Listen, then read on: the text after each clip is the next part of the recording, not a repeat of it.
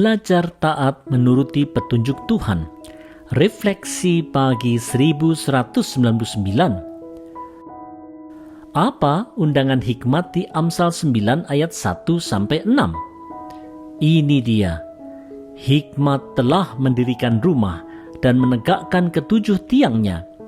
Ia telah memotong ternak untuk pesta, mengolah air anggur dan menyediakan hidangan. Pelayan-pelayan wanita disuruhnya pergi untuk berseru-seru dari tempat-tempat tinggi di kota. Siapa tak berpengalaman, silakan kemari. Kepada yang tidak berakal budi, hikmat berkata, "Mari menikmati makananku dan mengecap anggur yang telah kuolah. Tinggalkanlah kebodohan, supaya engkau hidup bahagia. Turutilah jalan orang arif." Saudara-saudara, dengan lantang hikmat berseru-seru kepada kita semua untuk hidup berbahagia dengan mengikuti petunjuk Tuhan. Tanpa ketaatan kepada Tuhan, tidak akan ada kebahagiaan. Inilah jalan orang bijak yang dikenan oleh Tuhan. Saudara-saudara, walaupun kita telah tahu bahwa kehidupan yang berbahagia itu hanya bisa didapatkan melalui jalan ketaatan, kita sebagai orang percaya seringkali terlena dan lengah dengan mengikuti kemauan dan nafsu diri sendiri yang menyesatkan. Teguran firman Tuhan bahkan menjadi tersisihkan karena adanya berbagai kesibukan dan berbagai keinginan yang menggerogoti hati.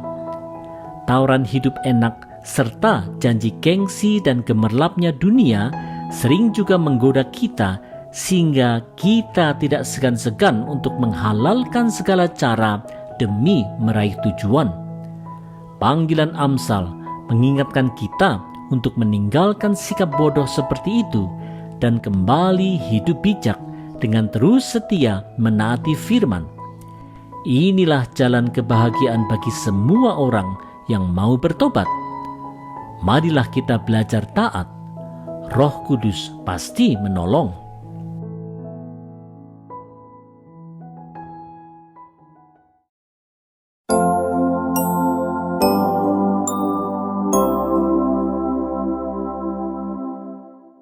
Belajar mendengar nasihat dan teguran.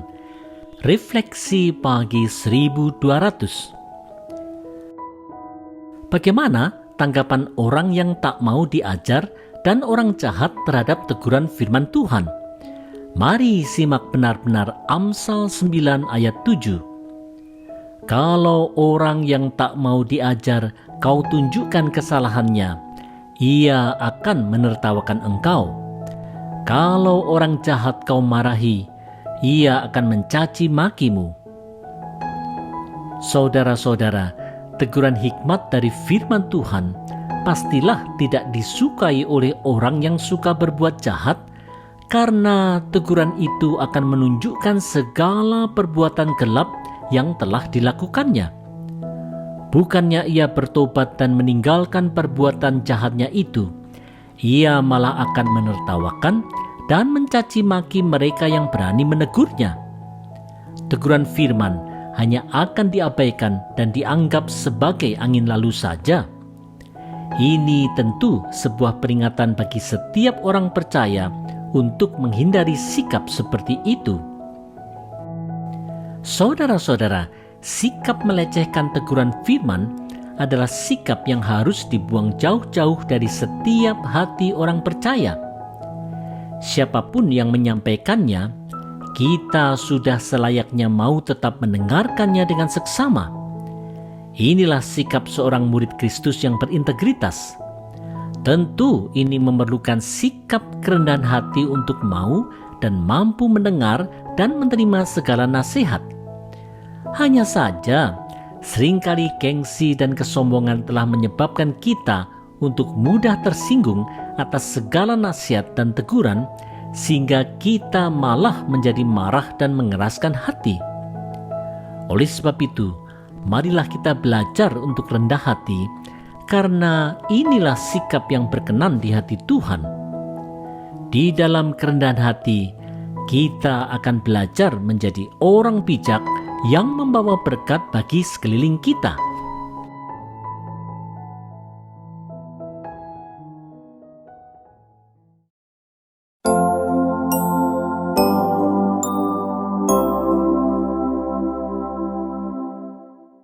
Orang bebal dan orang bijaksana.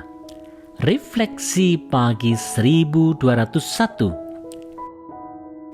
Sikap apa yang membedakan antara orang bebal dan orang bijaksana?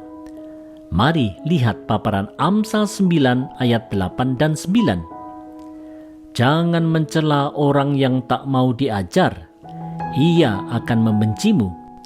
Tetapi kalau orang bijaksana kau tunjukkan kesalahannya, ia akan menghargaimu.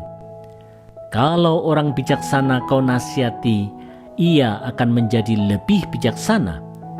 Dan kalau orang yang taat kepada Allah kau ajar, pengetahuannya akan bertambah. Saudara-saudara, orang bebal adalah orang yang tidak mau diajar. Bila dinasihati, ia justru akan marah dan benci. Berbeda dengan orang bebal. Bila orang bijaksana dinasihati dan ditunjukkan kesalahannya, ia justru akan sangat menghargai dan berterima kasih. Teguran dan nasihat yang diberikan dalam takut akan Tuhan pasti akan dicamkannya baik-baik untuk ia bertumbuh terus di dalam Tuhan. Saudara-saudara, bagaimana sikap kita bila kita ditegur atau dinasihati? Maukah kita dengan rendah hati mendengarkannya? Tersinggungkah kita? Orang bebal atau orang bijaksanakah kita? Amsal telah mengajar kita untuk mau dengan rendah hati menerima teguran dan nasihat. Hanya melalui sikap seperti inilah kita akan menjadi bertumbuh dalam kedewasaan di dalam Tuhan. Oleh sebab itu, marilah kita belajar rendah hati untuk menerima teguran dan nasihat. Inilah kunci bagi pertumbuhan iman kita. Janganlah sampai gengsi dan ego kita menguasai hati kita, sehingga kita menjadi keras hati dan mudah tersinggung bila kita dinasihati.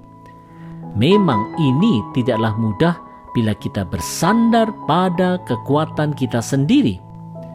Karenanya, marilah kita belajar bersandar pada kekuatan Tuhan. Kita pasti mampu menjalaninya.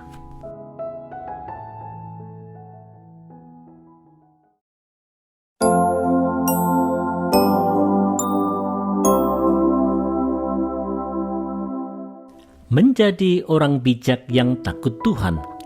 Refleksi pagi 1202. Apa rahasia untuk orang dapat menjadi bijaksana? Rahasianya diungkapkan di Amsal 9 ayat 10.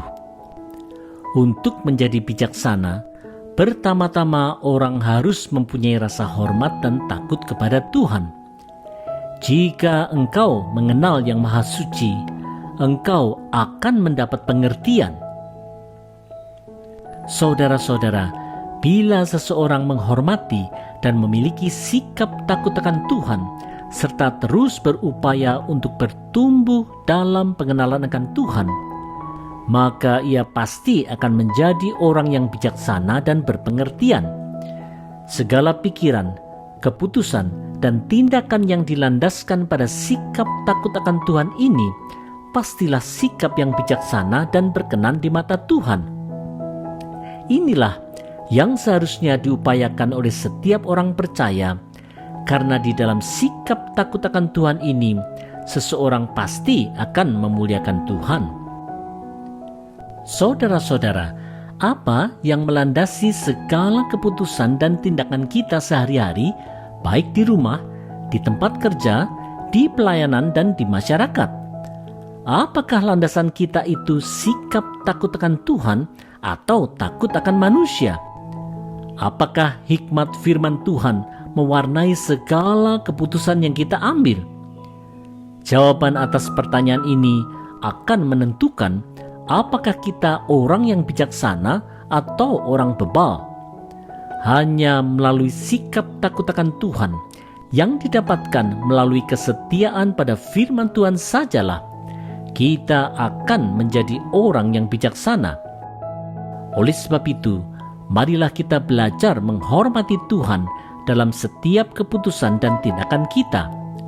Di dalam sikap takut akan Tuhan seperti ini, hidup kita pasti akan membawa kemuliaan bagi nama Tuhan. Kita pasti akan menjadi garam dan terang bagi sekitar kita.